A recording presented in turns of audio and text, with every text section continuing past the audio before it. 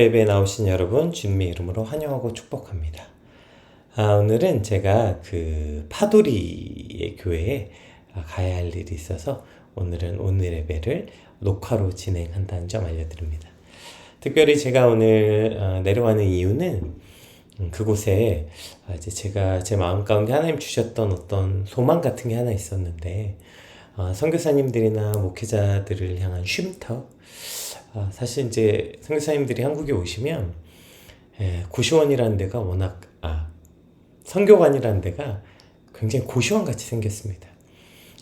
답답하고 사실 있기가 쉽지 않은 곳이라서 좀 오시면 좀 이렇게 바닷가 앞에 좀 이렇게 마음을 좀 쉬면서 좀 있으실 곳들이 있으면 어떤가. 또 선교사님 말고도 목회자들이 좀 목회하다 지쳤을 때 좀 마음껏 와서 쉴 수 있는 공간 같은 게 있으면 얼마나 좋을까, 이런 꿈을 갖고 기도하면서 이제 시간들을 보냈는데, 하나님 좋은 기회를 주셔서 이제 보러 오늘 이제 다녀오게 됩니다. 잘 돼서 그곳에서 선교사님들과 많은 목회자들이 새 힘을 얻는 그런 곳이 될 수 있도록 함께 기도해 주시면 감사하겠습니다. 오늘 우리에게 주신 하나님의 말씀 함께 살펴보겠습니다. 로마서 3장 21절에서 31절까지 말씀입니다. 이제는 율법 외에 하나님의 한 의가 나타났으니 율법과 선지자들에게 증거를 받은 것이라. 곧 예수 그리스도를 믿음으로 말미암아 모든 믿는 자에게 미친 하나님의 의인이 차별이 없느니라. 모든 사람이 죄를 범하였음에 하나님의 영광에 이르지 못하더니 그리스도 예수 안에 있는 성령으로 말미암아 하나님의 은혜를 값없이 의롭다 하심을 얻은 자 되었느니라. 이 예수를 하나님이 그의 피로써 믿음으로 말미암는 화목제물로 세우셨으니 이는 하나님께서 길이 참으시는 중에 전에 지은 죄를 간과하심으로 자기의 의로우심을 나타내려 하심이니, 곧 이때에 자기의 의로우심을 나타내사 자기도 의로우시며 또한 예수 믿는 자를 의롭다 하려 하심이라. 그런즉 자랑할 때가 어디냐, 있을 수 없느니라. 무슨 법으로냐, 행위로냐, 아니라 오직 믿음의 법으로니라. 그러므로 사람이 의롭다 하심을 얻는 것은 율법의 행위에 있지 않고 믿음으로 되는 줄 우리가 인정하노라. 하나님은 다만 유대인의 하나님이시냐, 또한 이방인의 하나님은 아니시냐, 진실로 이방인의 하나님도 되시느니라. 할례자도 믿음으로 말미암아 또한 무할례자도 믿음으로 말미암아 의롭다 하실 하나님은 한 분이시니라. 그런즉 우리가 믿음으로 말미암아 율법을 파기하느냐, 그럴 수 없느니라. 도리어 율법을 굳게 세우느니라. 아멘. 이제 요런 부분이 아침 예배로 하는데 조금 한계가 있는 것 같아요. 오늘 본문은 로마서에서 이제 이신칭이 로마서 핵심 내용에 아주 중요한 구절들이 포함되어 있는, 아마 이제부터 계속해서 이 율법과 구원과 의와 이 칭의, 의롭다 여기심에 관한 이야기가 반복되는데, 사실 이 아침 예배의 짧은 시간 안에 21절부터 31절을 정말 자세히 설명하기가 쉽지가 않습니다. 그래서 최대한 큰 틀에서 설명해 보고요. 특별히 이제 율법과 의로움의 관계에 대해서는 사실 이것만 해도 시간이 모자라서 이건 이제 계속 나올 거예요, 이 주제는. 그래서 이건 아마 오늘 시간 되는 대로 하고 안 되면 다음번에 그렇게 한번 살펴보도록 하겠습니다. 저희 로마서 시작한 지 이제 일주일이 됐어요. 근데 이제 지난주 금요일날 어떤 한 청년이 저한테 와서 그러더라고요.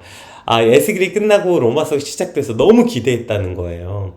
왜냐면 에스겔 말씀이 심판에 대한 얘기가 계속 나오니까, 물론 이제 은혜도 받고 했는데 너무 계속 심판과 두려운 얘기가 나오니까 마음이 좀 어려웠는데, 바로 로마서라니. 우리가 로마서 하면 갖고 있는 이미지가 있잖아요. 뭔가 하나님의 의로우심, 칭의, 뭐 이런 거. 그래서 예수 그리스도의 은혜에 관한 이야기일 거니까 이제 좀 균형을 맞추나 보다. 심판에 관해서 얘기했으니까 이제 좀 예수님의 사랑과 은혜와 이런 것에 대해서 얘기하나 보다 라고 너무 기대했는데, 로마서 와서 지금 1장, 2장, 3장 넘어오면서 왜 계속 에스겔 말씀 같냐는 거예요. 로마서면 예수님의 사랑과 은혜와 이런 게 있을 줄 알았는데 1장 처음에 이제 문안 인사한 것 제외하고서부터는 계속 이방인들의 죄, 특별히 유대인들의 죄에 대해서 굉장히 적나라하게 지적하죠. 그리고 심지어 이제 그들이 그 죄를 짓는 것뿐 아니라 궤변을 늘어놓는 그 궤변마저도 뼈아프게 지적하게 되죠. 아니 로마서는 복음 기쁜 소식 아니야? 근데 왜 시작부터 우리를 이렇게 몰아붙이는 거야? 왜 이렇게 우리를 불편하게 몰아붙여 세우는 걸까요? 우리 오늘 본문 21절 한번 읽어볼게요. 여기에 답이 있습니다. 이게 바로 오늘 설교의 핵심이기도 하고 제목이기도 하죠. 이제는 율법 외에 하나님의 한 의가 나타났으니 율법과 선지자들에게 증거를 받은 것이라. 아멘. 왜 우리를 이렇게 로마서 시작부터 몰아붙이는 거냐면, 왜 우리를 죄악 가운데, 죄책감 가운데 왜 그렇게 막 몰아붙이는 거냐면, 그래야 이 한 의가 나타났다는 말의 의미를 뭔지 알 수 있기 때문이에요. 여러분, 복음이 기쁜 소식 아닙니까? 근데 기쁜 소식을 하면 왜 이렇게 죄 얘기만 주구장창하고, 이게 뭐가 기뻐? 죄 얘기를 계속 불편하게 하는데, 죄책감에 우리를 몰아세우고 왜 이렇게 불편하게 하는 거야? 이게 어떻게 복음이야? 라고 의문을 가질 수 있겠죠. 네, 여러분, 복음이 기쁜 소식이려면 내가 얼마나 구제에 불능인 인간인지를 알아야만 비로소 기쁜 소식이 되는 거예요. 제가 복음에 대한 설명을 할 때 종종 쓰는 예가 있죠. 어느 날 신문 광고에 한 치사율이 70-80%가 넘는 암이 있다고 칩시다. 제가 의학적 지식은 없어서. 걸리면 70-80%는 죽게 되는 어떤 암이 있는데 그 암에 대한 신약이 나타났다는 기사가 났다는 거예요. 그게 이제 임상실험도 끝났고 실제로 그 신약이 이제 시중에 유통되기 시작했고, 그 신약을 통해서 정말 죽을 날 받아놓고 하루하루 살던 사람들이 이제 후전되고 병이 나았다는 내용의 기사가, 광고가 아니라 기사가 신문에 실렸다 칩시다. 여러분 그거 보시면서 무슨 생각하시겠어요? 오, 세상 진짜 많이 좋아졌다. 와, 이제 암에 대해서도 그렇게 염려할 필요 없겠구나. 우리도 이제 암 걸리면 저 약으로 치료할 수 있겠구나. 뭐 아니면 저 약은 얼마일까? 정도겠죠. 네, 좋은 소식이죠 우리에게. 그쵸? 그걸 들었을 때 이건 너무 좋은 소식이다. 그런데 이건 복음은 아니에요.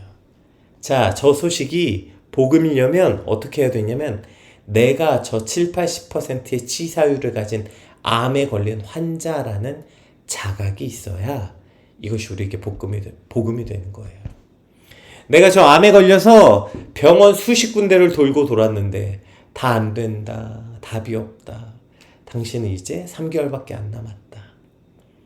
그래서 민간치료법 찾아보고 자연치료하러 다니고 온갖 기도원들 돌면서 기도받고 어떻게든 살아보려고 죽을 힘을 다했는데 시간이 지나면 지날수록 병은 더 깊어지고, 그래서 이제는 방법이 없어서 방바닥에 누워서 죽을 날만 기다리고 있는데, 방바닥에 천장을 바라보면서 하염없이 펑펑 울고 있는데 저 기사를 딱 발견하는 거예요. 저 병을 완치할 수 있다. 치료받은 이들이 수두룩하다. 그러면 어떻겠어요? 그냥 버선발로 뛰어나가는 거예요. 저 약이 있다는 회사로, 저 약 판다는 약국이나 병원으로 그냥 달려나가는 거예요. 이게 복음이에요. 복음은 내가 그 암에 걸린 환자라는 사실과, 그래서 그걸 해결해 보려고 기를 쓰고 고통 가운데 몸부림쳐본 사람에게 저 복음이 되는 거예요. 근데 저 기사를 접한 사람이 자기가 환자인지를 몰라. 자기가 병에 걸린지도 몰라. 그러면 그들에겐 한 의가 나타났다는 게, 한 의가 나타났구나 정도예요. 한 의가 나타났다는 그 사실만으로 마음이 무너져 내리고 막 다시 살아갈 수 있고, 그 의가 나타나서 너무 감사합니다, 막 감격스러워서 어찌할 줄 모르는 건 내가 암 환자여야 저 의가 의미가 있다니까요. 그래서 로마서는 여기부터 시작하는 거예요. 너희가 얼마나 죄인인지, 너가 얼마나 심각한 암 환자인지, 나는 아무런 답이 없는 존재라서 그냥 죽을 수밖에 없는 존재라는 거. 그것을 자각하는 것으로부터 복음이 출발하는 거예요. 이거 없이는 복음은 절대 우리에게 복음이 될 수 없습니다. 그렇게 우리의 모습이 불편해도 외면하지 말고 그 죄악을 완전히 드러나게 한 후에야, 그래야 저 복음이 기쁜 소식이라니까요. 어떻게 해도 이 죄를 해결할 수 없어서 고통에 몸부림치는 이들에게 어떻게든 하나님의 말씀대로 살아보려고 노력했는데, 그러면 그럴수록 내 삶은 점점 시궁창으로 빠져드는 것 같아서, 그래서 정말 숨쉬는 게 고통스러울 만큼 절망에 빠져본 이들에게 그때 한 의가 나타났다. 의가 그래서 나타난 거예요. 내 눈앞에 그 의가 나타난 거예요. 그러니까 이게 우리에게, 우리 삶에 이보다 더 큰 기쁜 소식은 없는 거예요. 뭐 결혼 소식? 아기 낳는 소식? 뭐 로또 1등 되는 소식? 뭐 아니면 뭐요? 병 고쳤다는 소식? 이런 소식과는 그냥 비교할 수도 없는 저 한 의가 나타났다. 저 한 줄이 우리에게 정말 이걸 표현할 수 없는 가슴 벅찬 기쁜 소식이 되는 것. 저 의가 나타났다. 이 한마디에 우리의 가슴이 벅차오르고 막 감격이 솟아나지 않는 건 내가 저 암 환자인 걸 모르기 때문입니다. 그 의가 뭡니까? 자, 이제 그 한 의가 나타났는데 그 의가 뭐냐면 곧 예수 그리스도를 믿음으로 말미암아 모든 믿는 자에게 미치는 하나님의 의인이 차별이 없느니라. 모든 사람이 죄를 범하였음에 하나님의 영광에 이르지 못하더니 그리스도 예수 안에 있는 속량으로 말미암아 하나님의 은혜로 값없이 의롭다 하심을 얻은 자 되었느니라. 아멘. 이게 우리가 발견한 의예요. 곧 예수 그리스도시라. 모든 사람이 죄를 범하였으니 모든 인간들도 누구도 하나님의 영광에 이를 수가 없던 거예요. 구약의 저 수많은 역사 가운데 누구도 하나님의 영광에 임하지 못한 거예요. 길을 쓰고 별짓을 다 했어도. 그래서 절망 가운데 있는 인간에게, 답이 없는 모든 인류에게 이제 그 복음, 한 의가 나타난 것, 그 예수 그리스도께서 오시고, 그래서 그 예수 그리스도의 승량함으로 하나님의 은혜로 값없이 의롭게 하심을 얻은 자가 되었다. 이것이 로마서가 말하는 복음입니다. 이걸 복음으로 만들려면 반드시 로마서 1, 2, 3장의 앞에 내용이 있어야만, 오늘 이 본론인 칭의, 이제 오늘부터 이 이신칭의, 하나님이 의롭게 여겨주셨다는 이 복음의 핵심 진리가 우리에게 어떤 의미인지 깨달을 수 있는 거예요. 그냥 예수 그리스도께서 날 위해 죽으셨대. 나는 이제 그래서 날 의롭게 여겨주셨대. 내가 어떤 죄인인지를 모르면 이게 어떤 의미인지 복음이 될 수가 없기 때문에 이렇게 오는 거예요. 여러분, 한 의가 오늘 저와 여러분의 인생에 나타나셨습니다. 아멘. 정말 답도 없는 인생, 어디에 가야 치료를 받을 수 있는지 죽을 힘을 다해 헤매이고, 사람한테 가볼까, 여기 가볼까, 저기 가볼까, 뭘 해도 답이 없어서 이리저리 부딪히고 그거 찾느라고 상처받고 때가 묻고 엉망진창인 내 인생을 바라보다가 결국 답이 없나? 절망 가운데 빠져 정말 이제 죽는 것 말고는 답이 없나? 그 깊은 절망에 있는 이에게 치료자, 구원자, 한 의가 나타나신 거예요. 그리고 그 의를 값없이 은혜로 주셨다. 이 복음 앞에 어떻게 안 엎드려집니까? 이 십자가 앞에 우리가 어떻게 울지 않을 수 있겠습니까?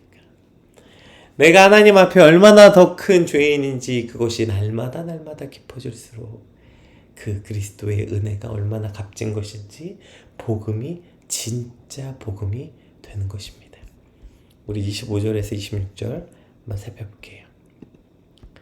이 의를 이 예수를 하나님이 그의 피로써 믿음으로 말미암는 화목제물로 세우셨으니 이는 하나님께서 길이 참으시는 중에 전에 지은 죄를 간과하심으로 자기의 의로우심을 나타내려 하심이니 곧 이때에 자기의 의로우심을 나타내사 자기도 의로우시며 또한 예수를 믿는 자도 의롭다 하려 하심이라. 이제 예수님 하나님이 그의 피를 믿음으로 그 간과 전에 죄 지은 사람들을 간과하셨다. 그러니까 그리스도께서 오시기 이전 사람들의 죄를 간과하셨다 이렇게 됐어요. 간과하셨다는 게 뭐 그냥 죄를 눈 감아 주셨다는 뜻이 아니에요. 하나님은 금요일날도 살펴봤죠. 하나님 우리를 사랑하신다는 말이 우리의 죄를 그냥 눈 감아 주셨다는 뜻이 아니라고요. 하나님은 거룩하시고 죄를 용납하실 수 없는 분이에요.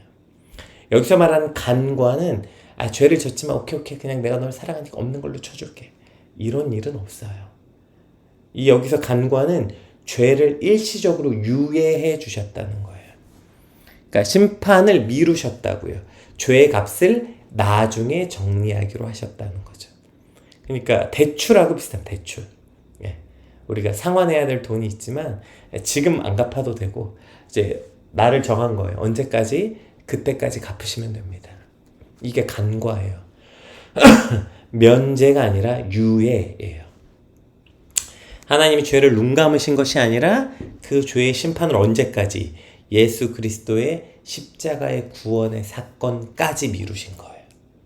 거기까지 유예해 주신 것. 이것이 간과하셨다는 거예요. 그리고 이제 그 십자가 앞에서 미뤄뒀던 결산을 하는 거죠. 자, 이제 결산하자. 너희 여태까지 지은 죄값을 한번 결산해보자. 그리고 하나님의 심판이 이루어집니다. 어떻게 해요? 그곳에서 하나님은 그 죄의 값을 예수 그리스도의 십자가의 죽으심으로 그 값을 치르기로 결정하시는 거예요. 그럼 어떻게 되냐면 하나님의 의로우심은 그대로 의로우시면서 자기 이름을 위해서 의로우심은 변하지 않으면서 동시에 죄인도 그러나 하나님이 사랑하시는 죄인도 의롭게 하시는 분이 되셨다는 것입니다. 그래서 고린도전서 1장 18절에 십자가의 도가 멸망하는 자에게는 미련한 것이요 구원받는 우리에게 하나님의 능력이 되는 거예요. 아니 왜 십자가만 보면 저 맨날 교회에다 십자가를 왜 걸어놓냐, 십자가 우상이네, 십자가만 보면서 십자가 목걸이하고 십자가 보면서 저 엉엉 울고 저 왜 저러는 거예요? 여러분 십자가가 뭐예요? 로마 시대에 저주의 상징 저주, 그러니까 중형. 십자가가 무슨 대단한 의미를 가진 겁니까? 십자가 그냥 지금으로 말하면 능지처참 이런 거예요. 능지처참. 저주받은 형벌이었다고 십자가형은. 근데 그게 뭐라고 십자가만 보면 막 눈물 흘리고 우리가 막 가슴이 뜨거워지고 그러냐면 십자가 모양 때문이 아니라 그 십자가에서 정산이 끝난 거예요. 그 십자가 앞에서 하나님의 심판의 유예의 계산이 끝난 거예요. 말도 안 되게 그 십자가에 내 죄의 값이 정산됐다고요. 우리가 흔히 그 구원을 선물로 받았다 이거 설명할 때 공짜로 받았다 이런 표현 많이 쓰잖아요. 공짜. 여러분 물론 그쵸 내가 값을 치르지 않았으니까 공짜라고 표현할 수 있겠지만 착각하지 마십시오. 내가 돈을 안 낸 것뿐이에요. 근데 거기서 계산된 값이 뭔 줄 아세요? 예수 그리스도의 그 말도 안 되는 피, 창조주 하나님의 죽으심, 그게 내가 받은 선물의 값이었어요. 공짜 아닙니다. 여러분 누가 그래요? 십자가가 어떻게 공짜입니까? 그게 어떻게 공짜예요? 내가 돈을 내지 않았지만 그러나 예수 그리스도께 그 값을 대신 치렀는데 그 값이 얼마나 어마어마한 것인 줄 아세요? 그래서 거룩한 낭비라고 부른 거예요. 나 같은 거 하나 살리려고 저 피를 흘리셨다고? 그러니까 십자가를 보면 그냥 눈물이 흘리는 거예요.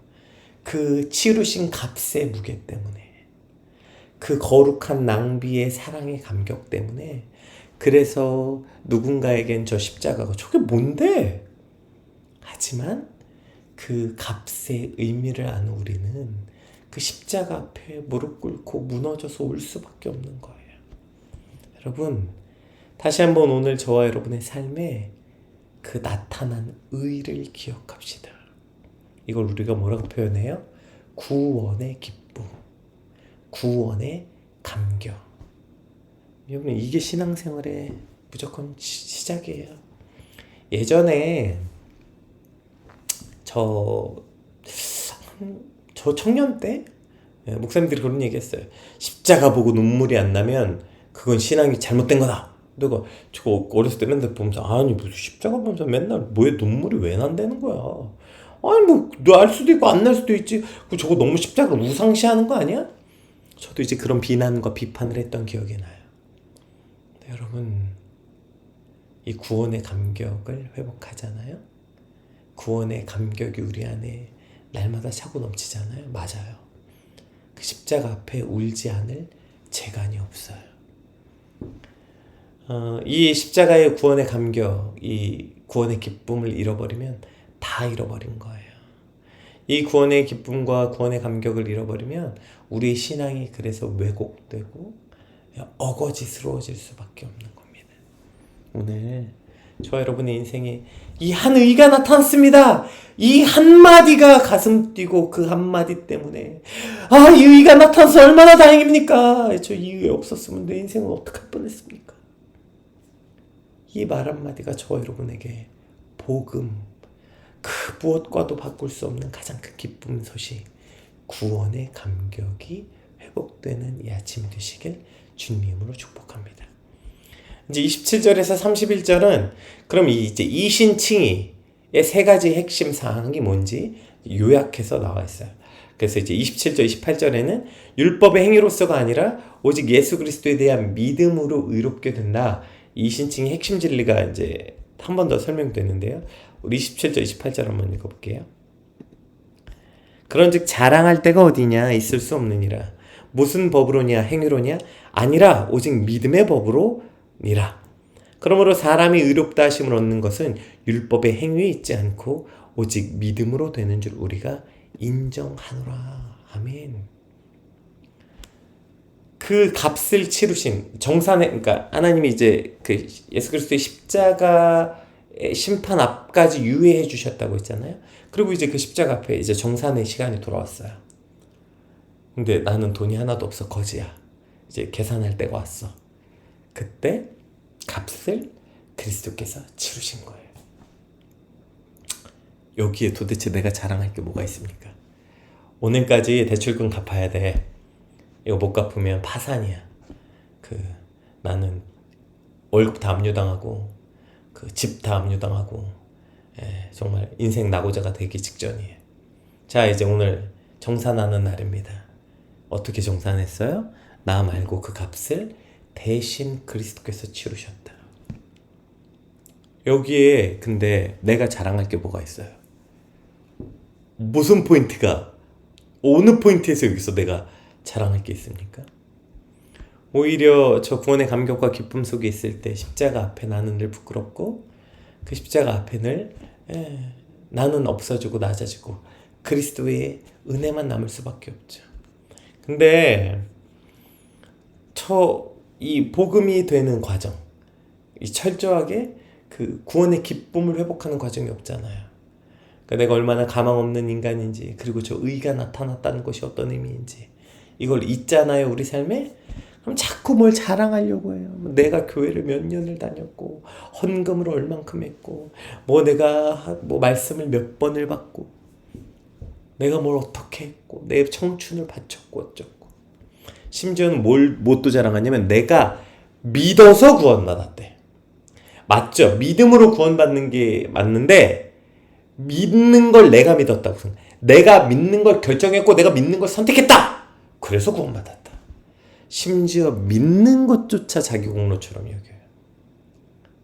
이게 정산하는 시간이 왔는데 오케이, 너가 믿음으로 고백하면 이거 내가 정산할게. 그거 내가 믿음으로 고백했잖아. 이걸 자랑이라고 지금 하는 거예요. 감리교의 창시자 이제 존 웨슬레가 이제 이런 말을 했어요. 믿음은 우리 안에서 역사하시는 하나님의 행위다. 믿음은 내가 하는 게 아니라 내 안에서 역사하시는 하나님의 행위라고요. 그러니까 내가 믿었다고 구원을 얻는 게 아니라 하나님이 내 안에 믿음을 주셨기 때문에 구원을 받은 거라고요. 그래서 여러분, 구원은 처음부터 끝까지 하나님의 일이에요. 여기에 내가 자랑할 건 1도 없는 거예요. 근데 문제는 복음으로 시작했다가 어느 순간 좀 시간이 지나면 자기 의로 전환돼요. 처음엔 정말 어메이징 그레이스 부르면서 눈물 줄줄 흘리고 나 같은 죽어야 되는데 나 같은 게 어떻게 살아났을까 막 구원의 감격을 누리다가 시간이 지나면서 뭔가 이 은혜가 내 성취처럼 느껴져.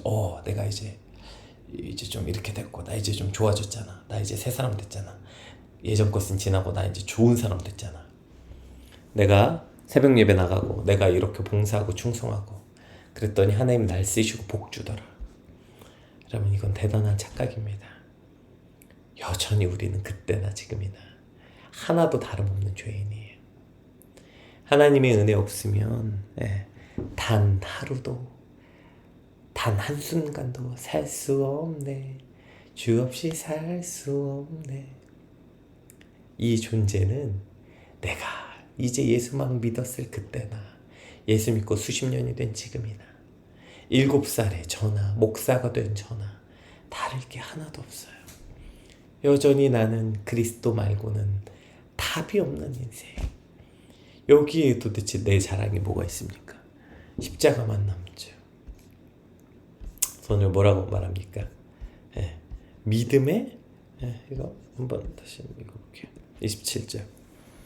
그런즉 자랑할 데가 어디냐? 있을 수 없느니라. 무슨 법으로냐? 행위로냐? 아니라 오직 믿음의 법으로니라.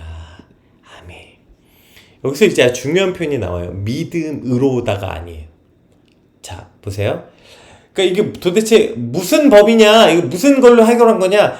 아니다. 율법도 아니고 그것도 아니다. 믿음으로다. 이렇게 하면 내가 믿었다. 이렇게 되는 거예요. 근데 이게 뭐라고 돼요? 믿음의 법으로다. 이렇게 말하니까 이게 내 공로가 아니라 믿음의 법에 그 믿음의 법 그 믿음의 법 사이클 안에 이게 들어갔다고 생각하는 거예요. 그러니까 이거 그냥 내가 뭘 했다 이런 그 착각들을 하게 되는 거죠. 이게 되게 그 작은 차이 같이 이제 느껴지긴 하지만 근데 여기 아주 중요한 차이가 있는 거예요. 그러니까 그러니까 믿음으로 했다. 그러면 내가 뭔가 그 믿음의 무언가를 가지고 한 것 같은 착각을 얻을 수 있게 되죠. 그러나 믿음의 법이다. 그럼 이게 뭐가 돼요? 믿음의 법. 그러니까 어떤 자동화된 프로그램 안에 그냥 돌아가는 거예요. 거기에 내 의의가 어디 있겠어요? 그냥 그 일을 내가 한 게 아닌데. 그러니까 어떤 사람이 자신의 행위를 통해서 위대한 일을 했다면 그 사람이 위대함을 자랑할 수 있겠죠. 그런데 그 사람이 어떤 원리나 시스템 작동에 의해서 이거 내가 대단한 거 아니라 그냥 누구나 그 시스템에 딱 들어가면 그렇게 되는 거야. 그렇게 됐다면 위대한 건 그 사람이 아니라 그 원리와 시스템이 위대한 게 되겠죠. 이해되시죠? 내가 열악한 환경에서 공부했어요. 그렇게 해서 막 공부해가지고 막 서울대 갔어요. 그러면 내가 열심히 한 거죠. 내가 이제 대단한 사람이 되는 거죠. 근데 어떤 학원에 가면 뭐 아주 멍청이도 다 서울대를 보낸대. 봤더니 진짜야. 100%야. 그러면 거기 간 학생이 위대합니까? 그 학원이 위대한 거겠습니까? 당연히 학원이 위대한 거죠. 믿음의 법으로니라. 믿는 주체의 내가 아니라 믿음이라는 시스템 자체가 위대하다. 이것을 말하는 거죠. 그래서 여기에 자랑할 게 아무도 없어요. 오직 믿음의 법으로니라 이 법만 자랑하게 되는 것입니다. 그래서 우리가 이 이신칭이 진짜 구원의 감격을 회복한 사람들은 자랑할 것이 없는 거예요. 뒤집어 볼까요? 구원의 감격을 잃어버리면 제일 먼저 오는 게 자랑이에요. 내 신앙을 자랑하고 내 걸 자랑하게 되는 것입니다. 또 29절 한번 볼게요. 다만 하나님은 하나님은 다만 유대인의 하나님이시냐 또한 이방인의 하나님은 아니시냐 진실로 이방인의 하나님도 되시느니라. 사실 이건 유대인들에게 굉장히 큰 충격이죠. 예. 하나님이 유대인의 하나님이시냐 이방인의 하나님은 아니시냐? 아니, 하나님은 진실로 이방인의 하나님이다. 좀 요즘식으로 바꿔볼까요? 하나님이 너만의 하나님이 아니라 하나님은 네가 되게 싫어한 사람, 그 사람의 하나님이기도 하고, 네 라이벌 경쟁자, 그 사람의 하나님이기도 하고, 네 원수같이 여기는 사람, 그 사람의 하나님이기도 하다는 거예요. 복음은 편협한 내 감정이나 뭐 내 소유로 이루어지는 게 아니에요. 그럼 복음은 내 소유물이 아닙니다. 내가 붙잡고 있는 은혜가 무슨 내가 독점해서 남의 것인 것처럼 착각하는 거예요. 이 의는 모든 사람들에게 미치는 거예요. 믿는 자 누구에게나 미치는 게 의라고요. 이 복음은 모든 믿는 자에게 구원을 주신 하나님의 능력이 되는 거예요. 근데 왜 자꾸 이 복음을 사유화할까요? 자꾸 막 내 복음, 내 하나님, 내 구원. 아까 말했죠. 저 구원의 기쁨과 감격을 잃어버려서 그렇다니까요. 여러분 그 십자가 앞에서 그 답이 없어서 이제 결제해야 돼요. 예. 상환해야 될 날짜가 왔어요.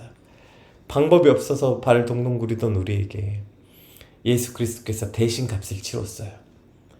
그런데 그 구원의 감격 앞에 어떤 사람의 값을 예수님이 또 치러주시든 말든 거기 내가 지금 뭐 신경 쓸 게 뭐 있어요. 근데 이제 구원의 감격을 잃어버리죠? 그럼 이제 거기 서서 참견하는 거예요. 선생님, 근데, 저 사람 건 내주지 마세요. 저 인간은 안 돼요. 아유, 저런 인간 것까진 내주지 마세요.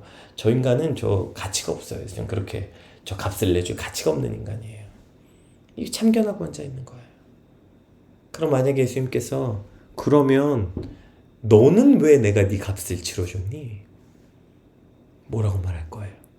저는 저 사람보다 나은 인간이니까요. 이러니까 구원의 감격이, 구원의 기쁨이 우리 안에 없는 거예요. 다시 앞으로 돌아가 볼까요?